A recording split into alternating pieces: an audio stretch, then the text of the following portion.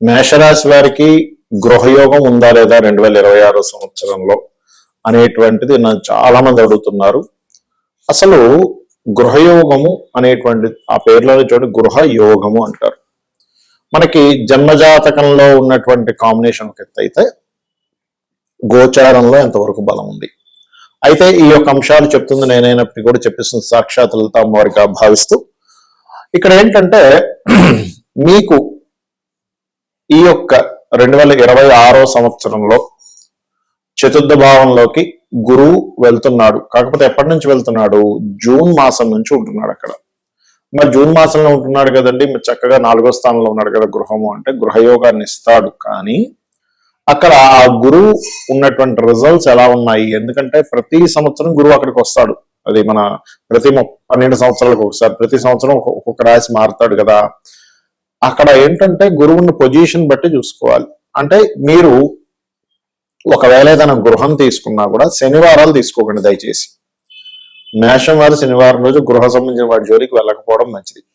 మరీ మీ జన్మజాతకంలో మేష లగ్నం వారు కావచ్చు, మేషరాశి వారు కావచ్చు, అందులో ఉండే నక్షత్రాలు అశ్విని, భరణి, కృత్తిక ఏ నక్షత్రం అయినా కానీ మీరు ఒకటే గుర్తుపెట్టుకోవాలి, చతుర్థ భావం ఎలా ఉంది మీ జన్మజాతకంలో, అంటే కర్కాటక రాశి ఎలా ఉంది మీ జన్మజాతకంలో. ఎందుకంటే కర్కాటకం అనేది మీకు గృహ సంబంధించింది కాబట్టి ఈ సంవత్సరం ఖచ్చితంగా మీకు గృహ సంబంధించిన యోగం అయితే జూన్ నుంచి 2026 జూన్ నుంచి నెక్స్ట్ ఇయర్ జూన్ వరకు ఉంది. అందులో ఎటువంటి సందేహం లేదు, గుర్తుపెట్టుకోండి.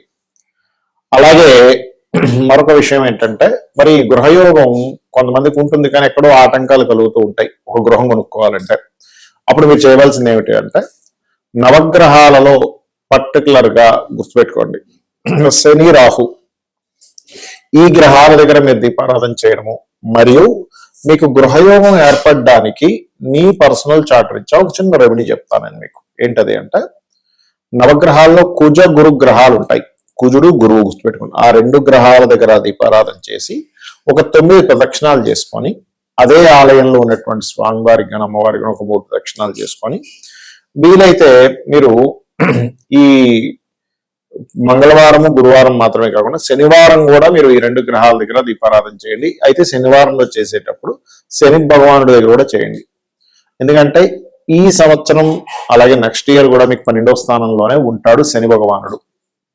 కాబట్టి శనికి సంబంధించిన పరిహారం చేసుకోకుండా మీరు కనుక ఇన్వెస్ట్మెంట్స్ చేస్తున్నట్లయితే, అది కూడా శనివారం తీసుకున్నట్లయితే అదేమవుతుందంటే ఆ ఇన్వెస్ట్మెంట్స్ విషయంలో ఇంకొంచెం ఎక్కువ స్ట్రెస్ అవుతూ ఉంటుంది. చూడండి, కొంతమంది ఫలానా గృహం తీసుకున్నామంటే ఆ ఇన్స్టాల్మెంట్ కట్టలేక అయిపోయి చాలా ఇబ్బంది అయిపోతుంది అంటూ ఉంటారు. అందుకే ఏళ్ళనాడు శని నడుస్తుంది కాబట్టి 12వ స్థానంలో శని ఉన్నాడు కాబట్టి కొంచెం లాంగ్ టర్మ్ ఇన్వెస్ట్మెంట్స్ ఓకే. గృహం తీసుకునే విషయంలో ఈ 2 గ్రహాల దగ్గర దీపారాధన చేస్తూ మణిద్వీప వర్ణన కనుక చదువుకున్నట్లయితే ఎటువంటి ఇబ్బంది ఉండదు. చాలా మంది నన్ను అడుగుతున్న ప్రశ్న ఏంటంటే అసలు ఒక గృహం కొనుగోలు చేసేటప్పుడు ఎటువంటి జాగ్రత్తలు తీసుకోవాలి? పాయింట్ నెంబర్ 1 గుర్తుపెట్టుకోండి, మీ పేరు లో ఉండే మొదటి అక్షరాన్ని తీసుకొని మొదటి అక్షరంతో వర్గు అనేది ఒకటి ఉంటుంది. అంటే ఆ నుంచి అమ్మహ, మీ పేరు ఆ నుంచి అమ్మహ లోపల ఉందనుకోండి. అంటే ఆ అంటే ఆదిత్య, లేకపోతే ఆదినారాయణ, ఈ అంటే ఈశ్వరు, ఊ అంటే ఉదయ్ కుమార్, లేకపోతే ఊహ, ఇట్లా చాలా రకాలు ఉంటాయి పేర్లు కదా. ఆ మొదటి అక్షరం గనక ఆ నుంచి అమ్మహ లోపల ఉంటే మీకు తూర్పు మధ్య ద్వారము, సింహద్వారాలు, ఎందుకంటే ఈశాన్యం కూడా ఉంటాయి కాబట్టి తూర్పు మధ్య సింహద్వారము, దక్షిణ మధ్య సింహద్వారము, ఉత్తర మధ్య సింహద్వారాలు మీకు పనికి వస్తాయి. మీకు పడమర ఈశాన్యం పనికిరాదని గుర్తుపెట్టుకోండి. కక్క గగ అక్షరాలు కనుక మీకు మొదటి అక్షరం అయినట్లయితే మీకు ఆగ్నేయము, ఉత్తరము, ఈశాన్యం పనికొస్తుంది. పనికొచ్చేవి చెప్పేస్తాను, ఇంక మళ్ళీ ప్రత్యేకంగా పనికిరాని కాకుండా. చాచా జాజా కనుక ఉన్నట్లయితే దక్షిణ మధ్య ద్వారం అంటే సౌత్ సెంట్రల్ డోర్ అనేది స్వవర్గ అవుతుంది, ఈస్ట్ సెంట్రల్ డోర్ అనేటువంటిది సప్తమ వర్గ అవుతుంది, నార్త్ ఈస్ట్ అనేటువంటిది షష్టమ వర్గ అవుతుంది. So east, south, north east. అదేవిధంగా టాటా డాడా అక్షరాలతో మీ పేరుంది ఉదాహరణకి. అప్పుడు మీరు ఏంటంటే మీరు ఇక్కడ ఈ వాయువ్యము, అదేవిధంగా ఆగ్నేయము, తూర్పు పనికొస్తాయి. అంటే north west, north south east, south central door and south east పనికి వస్తుంది.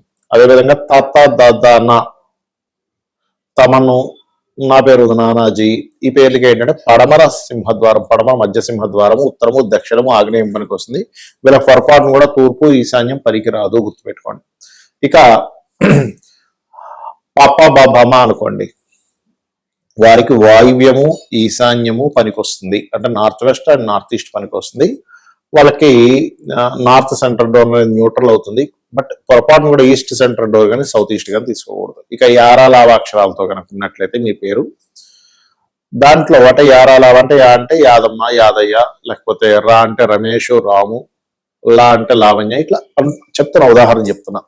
అలా ఉన్నట్లయితే మీకు ఉత్తర మధ్య ద్వారము, తూర్పు మధ్య ద్వారము, పడమర మధ్య ద్వారం పనికి వస్తుంది. ఈశాన్యం న్యూట్రల్ అవుతుంది. పొరపాటును కూడా మీరు సౌత్ ఈస్ట్ కానీ సౌత్ కానీ అస్సలు తీసుకోకూడదు, నార్త్ వెస్ట్ కానీ. ఇక శేషాసహ అక్షరాలతో ఉన్నట్లయితే అంటే శేషగిరిరావు, హరిణి, హిరణ్య, ఇట్లా రకరకాల పేర్లు ఉంటాయి. వాళ్ళకి ఈశాన్యము వాయువ్యం అంటే నార్త్ ఈస్ట్ సింహద్వారం కానీ నార్త్ వెస్ట్ సింహద్వారం కానీ తీసుకోవాలి. దీంతో పాటు మీ పర్సనల్ చార్ట్ లో రాహుకేతువులు ఎక్కడున్నారు, శుభగ్రహాలు పాపగ్రహాలు ఉండే స్థితిని చూసుకోవాలి. అప్పుడు మళ్ళీ దాంతో కొంత ఫిల్టర్ చేసుకుంటే, దీనివల్ల సింహద్వారం వలన మీ లైఫ్ లో మీరు ఏదైతే కష్టపడుతుంటారో, మీరు ఏదైతే ప్లాన్ చేసుకుంటుంటారో, ఇక్కడ ఫెయిల్యూర్ శాతం చాలా తగ్గుతుంది, పాజిటివ్ శాతం అనేటువంటిది పెరుగుతుంది. ఇదొకటి.